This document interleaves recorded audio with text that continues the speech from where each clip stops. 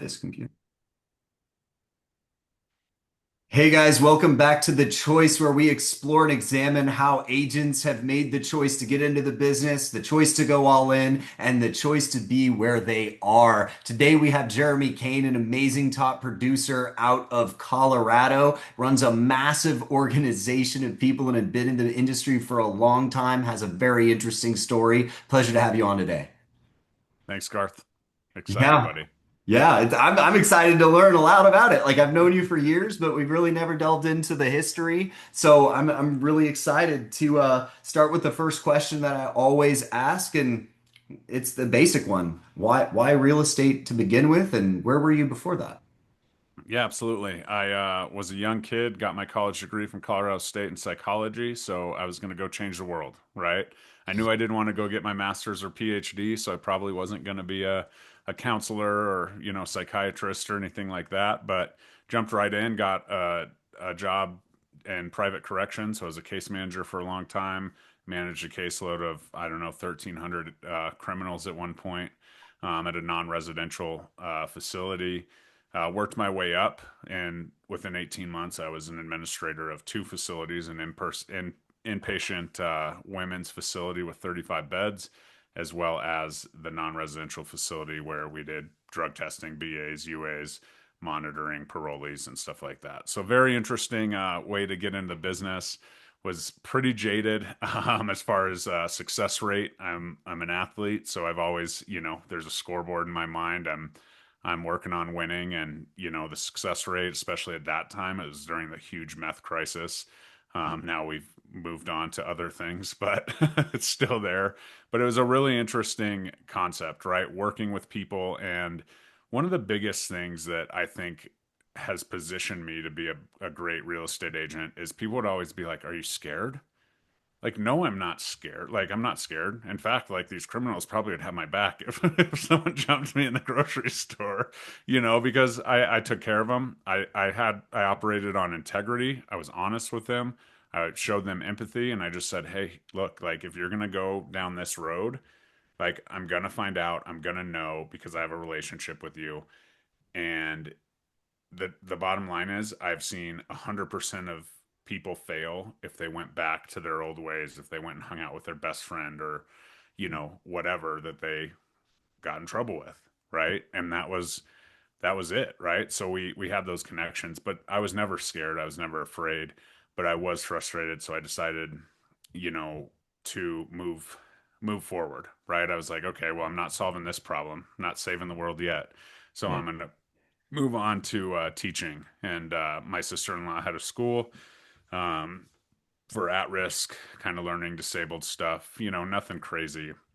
Okay. But it was a chance for me and an opportunity for me to pour into young adults before they went down the criminal path was kind of my goal in that. Still hanging out with people, still trying to make a difference in the world, change the world.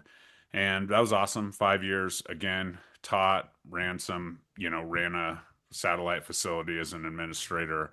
Um, Before I was just, at that point I was 29 years old. Looked at my wife and I was like, we got to make some money if we're gonna have a family, right? So actually, she was my fiance. We were getting married at the time, and so I was like, I think I want to go into real estate. It was 2013, so we're kind of through the rough years of the '08, '09 stuff. My dad was a real estate managing broker for a long time. Called him up, said, hey, um, this is kind of what I'm thinking, and we dove in, right? I didn't know how he would react Yeah. because he had just had to merge his company with a different company. Turns out the owner of that company passed away from a bleeding heart like 6 months into his, merger. And so then my dad kind of slid into his managing broker seat. So Mm. hit the ground running. The only deal that my dad has ever given me was the very first deal. It was a listing. It was somebody who my dad used to own a bar, and I painted a mural at the bar with this lady. So he's like, "Oh, this is a fitting first deal. Like, let's sell this place. It's over by you, whatever." So we did that, and then we just kind of took off from there. Well, I gotta ask because this is hilarious. I didn't even know this. I started in 2013 in May. What month did you start? I passed my test July 5th. Oh, wow. So I've been in it longer than you. There you go. Yeah. I You got were you by like a 19. I month was and a half. 29. Yeah, okay. Yeah, wait, we're exactly like 2 years apart. Wait, when were you born? 84, 10 years. Yeah, 10 You years. were 19, right? Yeah. Yeah, I was born in December. January or February 7th, 1984. Okay, so almost Yeah. 10 There years. we go. And then we got independent almost 10 years at the same time. That is crazy. Um, Yeah. But anyway, so you get into it.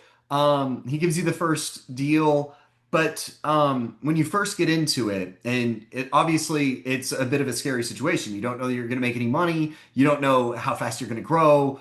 You're used to the stable income of your other field. Um, did you go all in right from the jump, or did you kind of have one foot in, one foot out, grow this for a little while? I mean, I know there's so many different options. What did you do? Yeah, I mean it was all in. The beauty was my wife could cover our $800 mortgage with her salary and all of our bills. Okay, boomer. So, yeah. Yeah. $800 mortgage. Yeah. It was wild. Like, and it's a funny story. My dad helped us buy that, and I actually wasn't there for that showing. And Sarah's like, I like it. And he was like, what? It was listed at 150,000. He's like, I'll only let you buy it for 120. Well, they took it. And so we got a $120,000 house in Englewood, Colorado, 920 square feet. Add on that it was during the $8,000 like government writes you a check for buying a house, and we use that to fix it up, and we're off to the races. And so that was my second house. I owned a house from when I was in college as well. So that was kind of my real estate piece. But the Mhm, fact that she could cover all the bills relieved all the pressure, mhm, right? And when I'm coaching agents, this is huge because you, like myself, have a lot of newer agents coming that maybe are trying to walk the line of a serving job or, another job. And ultimately, they have to pay the bills. And the truth is that I attribute a ton of my success to not having to be transactional, not having to, push someone in a situation because I needed to put food on the table that maybe wasn't the best, timing wise or whatever.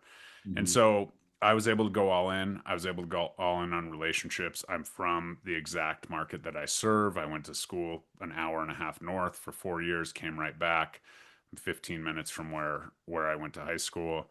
I, take my kids to, one of my friends from high school's gym, they're in gymnastics. And so I was able to kind of create that network with the help of Facebook being that I was a user, when you needed a college email address to get on it, which was my freshman year, but it was also a bridge, right? That's like you're figuring it out. You still want to maintain all those amazing high school connections you have, right? And move forward. So that was a huge opportunity for me. And I just kind of went to the instant messenger and I was operating under the idea of building a strong network, mhm, helping my other friends grow their businesses. Because so many people focus so much on a transaction that they skip over some amazing referral partners. Some people that are in it, the same thing. Oh, you're not in real estate, so you don't understand. Well, I'll tell you what, that HVAC contractor opening up an HVAC company out of his garage appreciates the hell out of your referrals. Right? And that electrician and the person who's opening up a mom and pop Mexican restaurant in your neighborhood.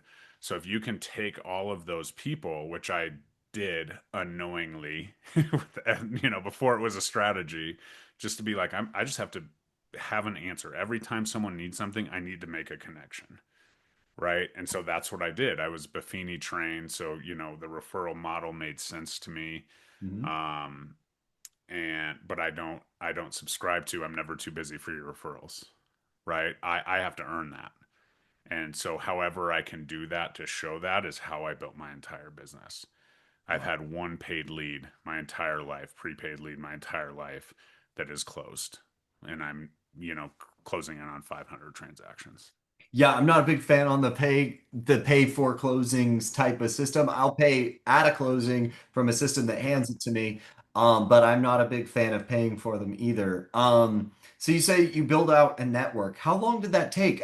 So I know you got handed the first one from the dad, but after that, how did you get your second deal? And how long did it take you before this networking strategy started to really take hold? And how soon would you say that you felt so comfortable in the business that you felt that you were a top producer? Because Yeah, obviously you and are now, but like when did you yeah. feel like that? How long did it take?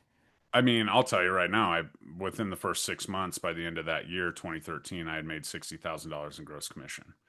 Right? That was a lot coming from a teaching job, coming from corrections where I was in the 30s, low 40s, Well, overall. hey, I gotta pivot a little bit and give you some grace because $60,000 in half of a year would be $120,000 by 2013 standards. Today, Yeah. that would be like a quarter million Right. Absolutely. because the Right. And property, so, everything's doubled. So everybody listening, just think he was on track to make a quarter million dollars his first year, yeah, by today's standards. I, So I love uh, that. And I've never thought about it that way, but it's true. you And gotta think so, about and then that. after Yeah. that, it was six figures.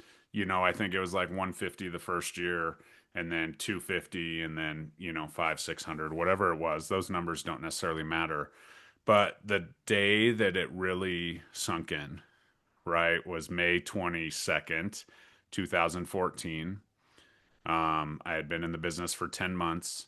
And I say this with grace. I love all you teachers out there, but I made more money in one day than I made in an entire year teaching, by doing two transactions, a buy set, a guy sold, he bought a house. And so that was a pretty incredible eye opener to me. Where did that, deal come from? It was actually my buddy, um, brother.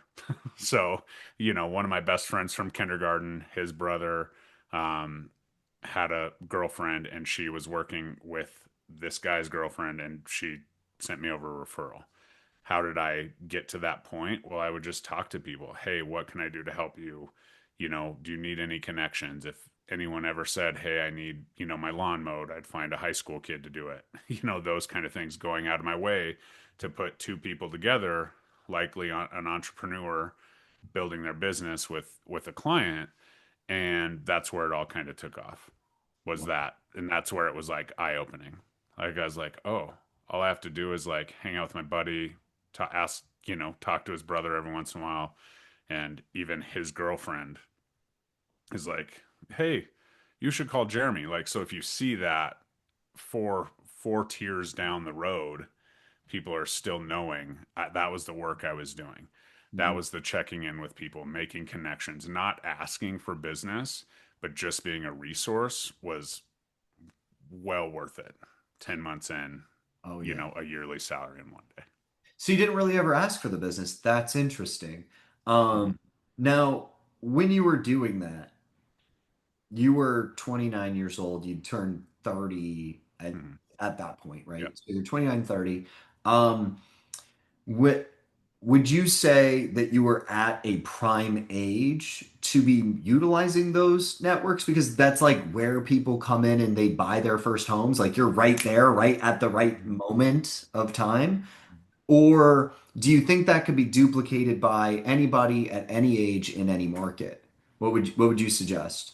I think it certainly can be duplicated at any age. Because I think the first time home buying age was 36 at that point, and since it's come down to 34, 33, Mhm. as the demographics have changed, and probably going up a little bit now as we speak with what we're looking at affordability wise. But um, it wasn't necessarily about my peers, right? Yes, I've helped people that I've known since kindergarten buy houses. I've helped some of my students buy houses. I also coach basketball. So I've helped some of those people buy homes multiple times. And so it's yes when you're in that, but when you really think about it as a single, young professional, I wasn't single, but that's kind of the area where you're like, okay, maybe I should buy a house, Mhm. right? And then you're pushing forward, and then you're like, oh, I want to live downtown with a rooftop and all of this, and I don't have a $500,000 to do that, right? So that was kind of the crowd I was in. However, talking to more and more people about home ownership, because I had owned a home since I was 19 years old, that's where it kind of clicked for me. But my clients were not just 30, to 35-year-old or 25 to 35-year-old people.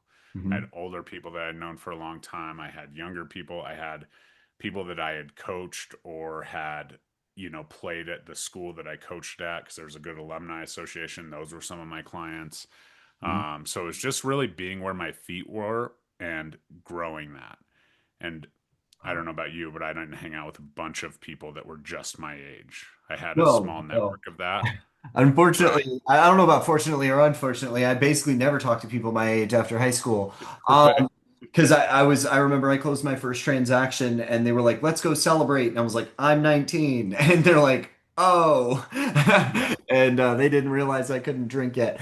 And Yeah. yeah, I totally get that. And so you said something, two things. I got two questions that came from what you just said. The first one is you said I'm where my feet are, and could you kind of elaborate on that a little bit? And secondarily, what would you say is a day of purposeful prospecting in a world of a person who primarily networks?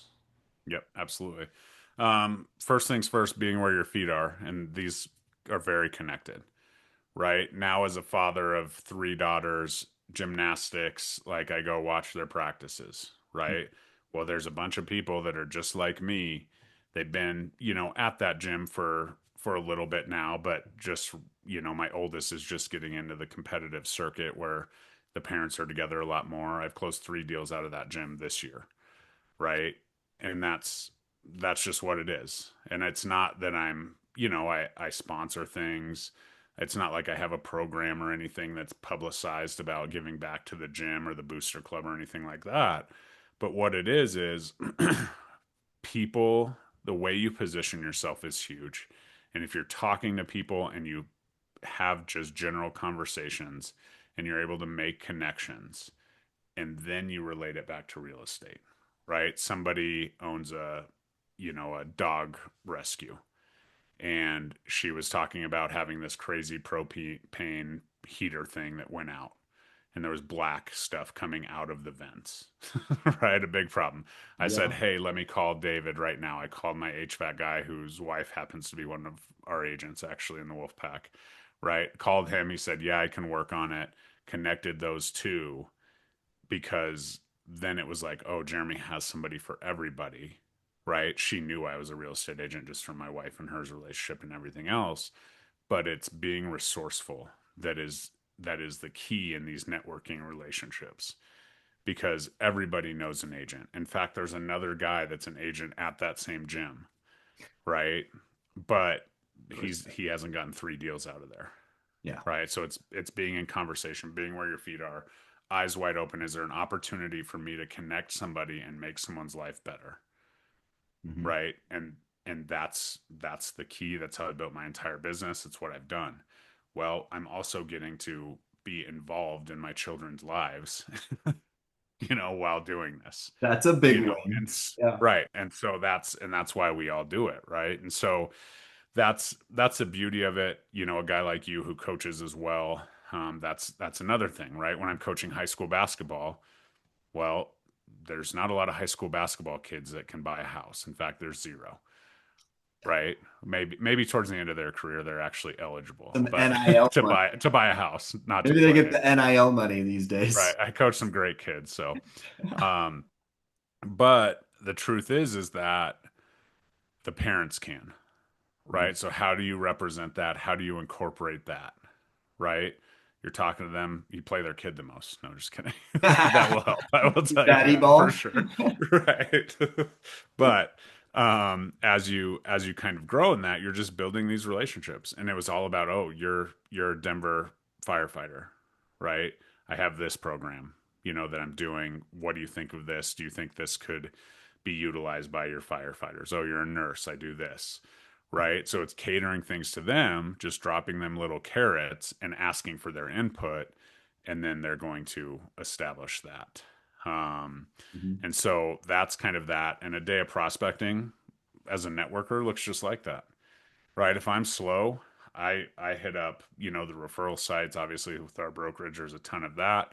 I'm actually putting those guys under contract that Mitchell referred me. So shout out Mitchell by way of Garth today. I have to write the contract after this this call, but um, just nurturing those referral sources, just like that, right? A day would look like, okay, I'm gonna hop on Facebook Instant Messenger, still tried and true. Hey, how you doing? Right? What are you doing?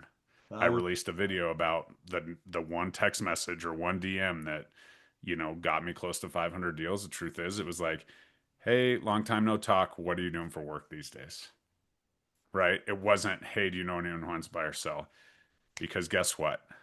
If I said that, they respond. If they're an electrician or they're a contractor or they're somebody that I could refer business to or somebody I could do a collab with on an event or whatever, like that was an opportunity. But human nature is going to ask me what I do, right? And yes, this was on Facebook, and yes, it said what they were doing, right? So, for their job, and so that was that. And so the oh, only time I ever really asked for business on those DMs was just like, yeah, great. They have obviously asked me what I did.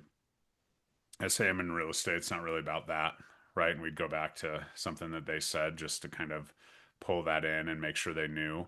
But then at the end, I would just say, yeah, if anyone has any questions, I don't need, your approval. You're assigned to be my client.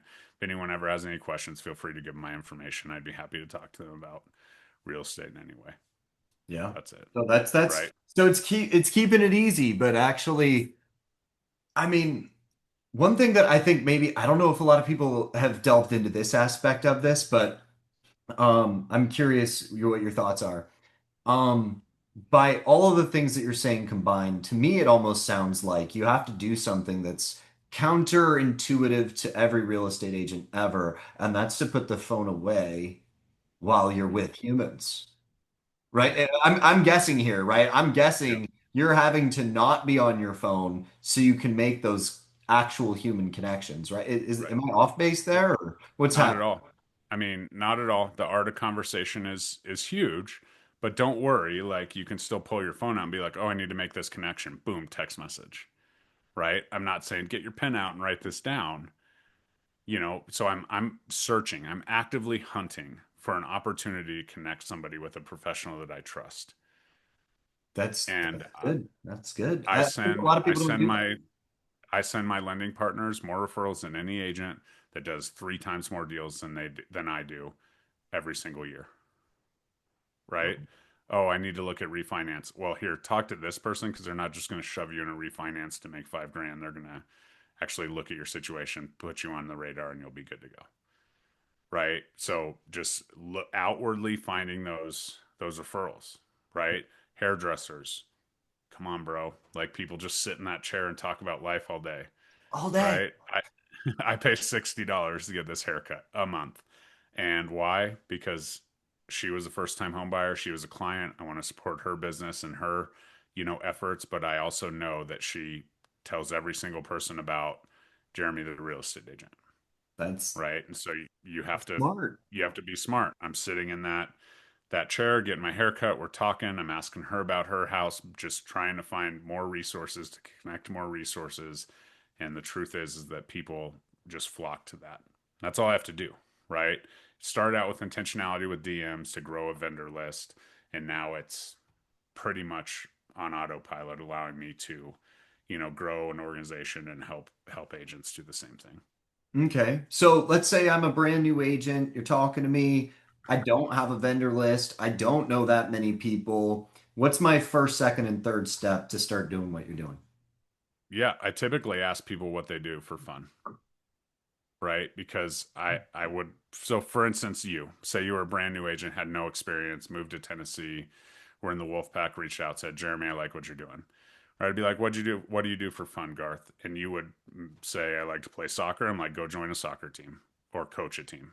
You did that, right? Do you go to church?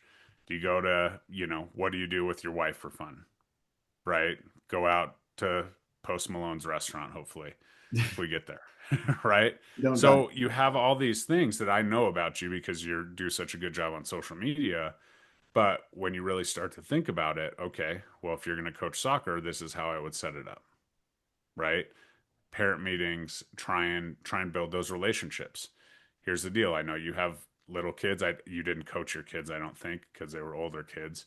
but you're getting into those communities. You're finding those people that are trusting you to coach their kids. So build those relationships with them, eyes wide open, right? Mhm. Maybe sponsor the soccer team's jerseys or whatever to, throw Garth Ward real estate somewhere in the mix. But then what?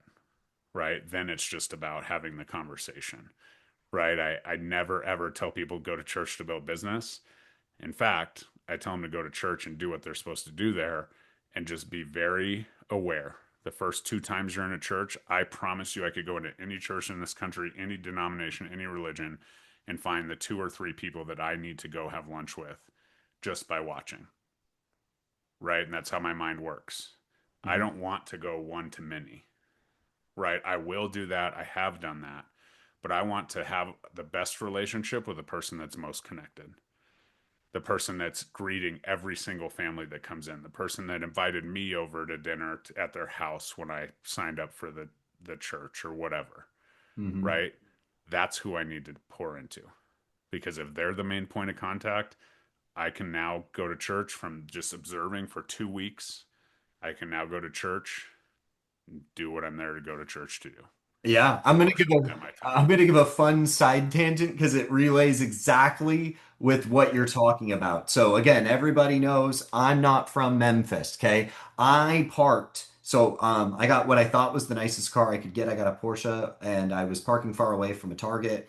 I saw a beautiful AMG GT and I was like, I'm gonna park next to that. I know I'm not gonna get any door dings from that guy. So park next to him, go into the store, come back out. The guy that owns it is coming out at the same time. And he's like, oh, good. I saw somebody park next to me, and then I realized it was going to be a good car. Well, it wasn't getting any door dings. And I was like, ha, that's funny. That's why I parked next to you. And we got to talking. His name is Brandon. And he and I just hit it off. We sat there talking in the parking lot. Both of our wives were there. They started talking. We literally sat there for an hour, got all of his information, set up a time to go to dinner. Just we're all four going to go to dinner. So we all went to dinner. We created a relationship, had Mm-hmm. fun, nothing big. Then after that, I'm talking to him again. We go over, we get invited to his baby shower. Great. We show up, whatever. This is a different baby shower, by the way. So go to his baby shower. Yeah, this is how this happens, everybody. So I go to a Yep. baby shower. I get connected with all of his good friends, or most of them.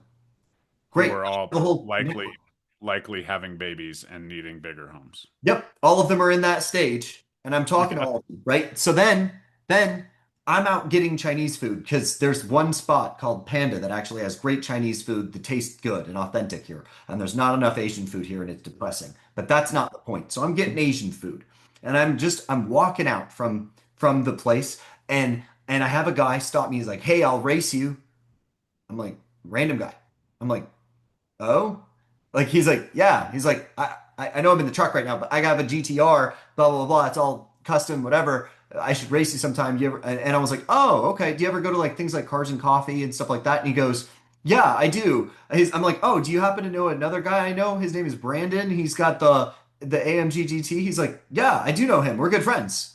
I was like, Yeah. wait, really? Yeah. So we get to talking literally while at this car, while right here in the spot. I just met the guy.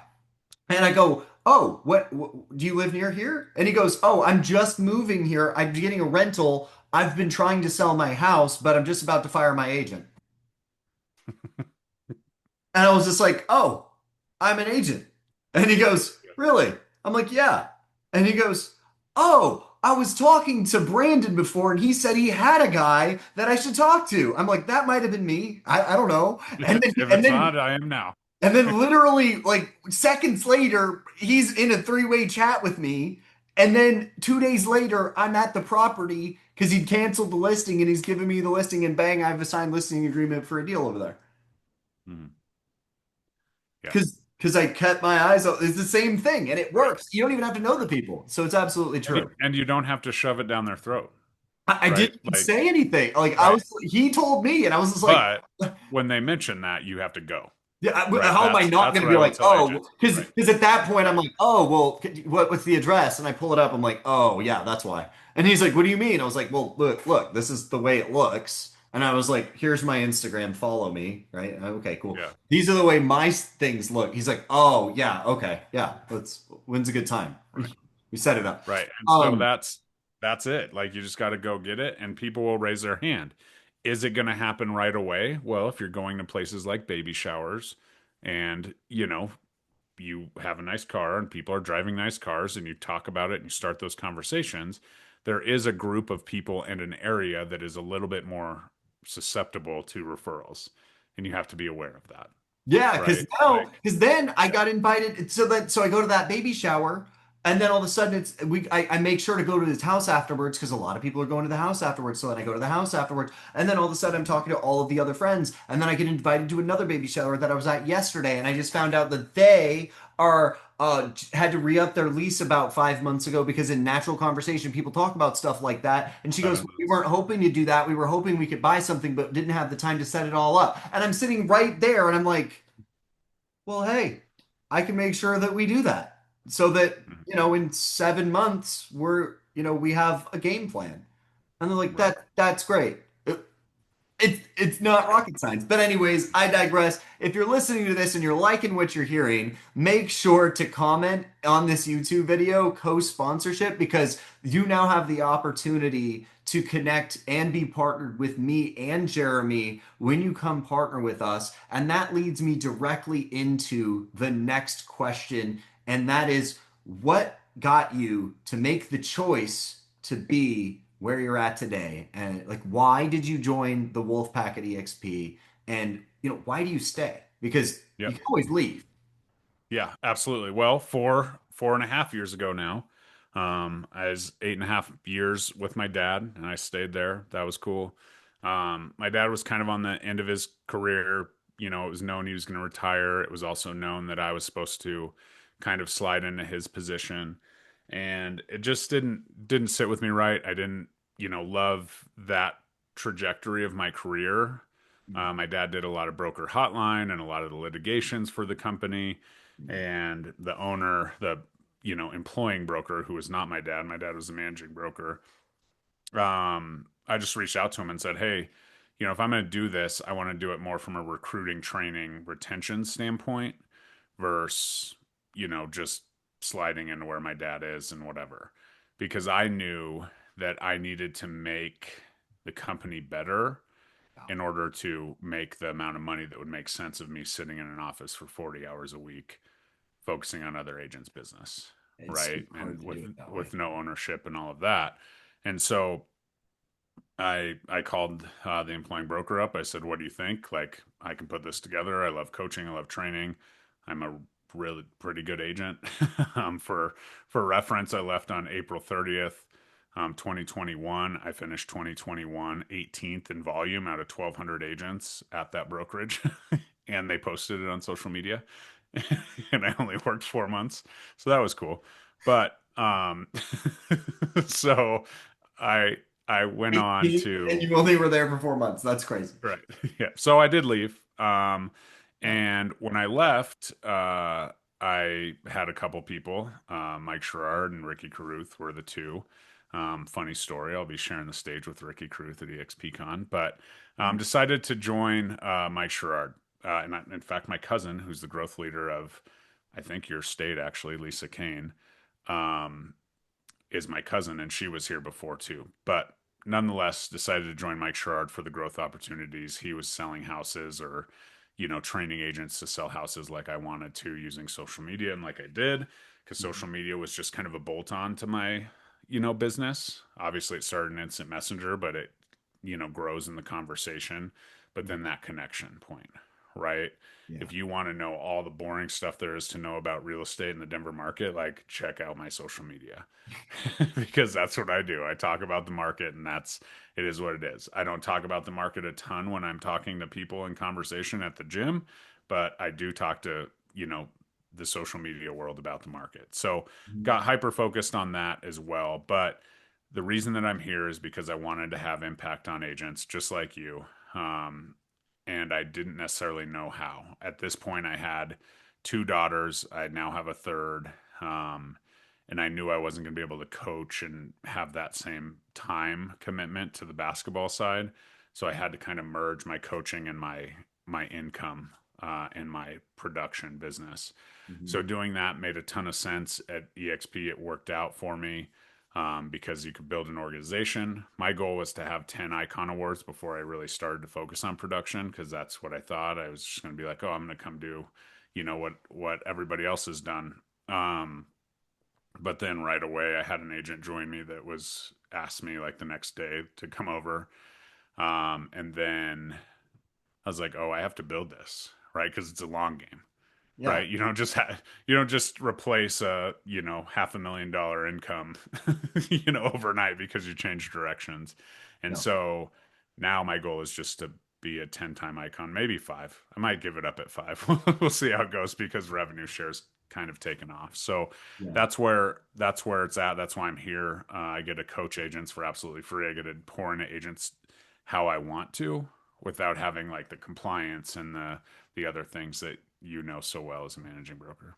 Yeah, that part's super obnoxious and never do that. If you're listening to this, you already know because you follow my channel. Don't be a broker owner. Stop being stupid. Now, if you're a person that wants to have a deeper conversation with me, make sure to click a link in the description below. You can have either click my link and if you schedule a time for us to talk, make sure to note in the comment section at the bottom that you met and found me through this specific video. Jeremy, where can people find you? Yep, absolutely.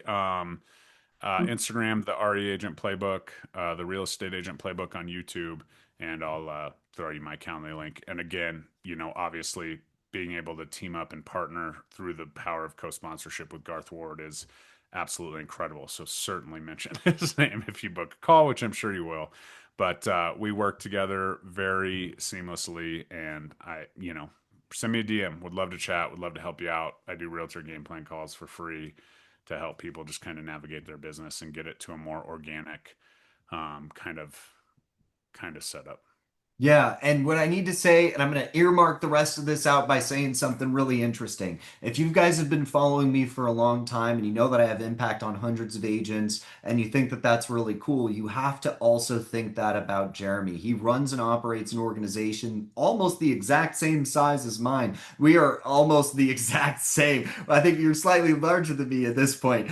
Um, Competing cousins is what yeah, we we're are. we're basically we're rivals, but we're not, right? So you get Yep. two of the biggest emerging leaders in all of EXP on your side to help you grow, and two people that are actively in production, proving the steps that we tell you to take to win in any market, in any condition, whether you're new, experienced, or just trying to grow. We're here to help support that. And if you're looking for a brokerage with the opportunity to grow a revenue share component, we also help you win in that game too. We will properly articulate the model. We will properly walk people through all of the specific add-ons and tools and resources and trainings that our organization offers, which is a lot of different things. And don't worry, you get all of them for completely free by partnering with us. So click a link in the description below. Thank you for joining us on another episode of The Choice. I look forward to seeing you on the next video.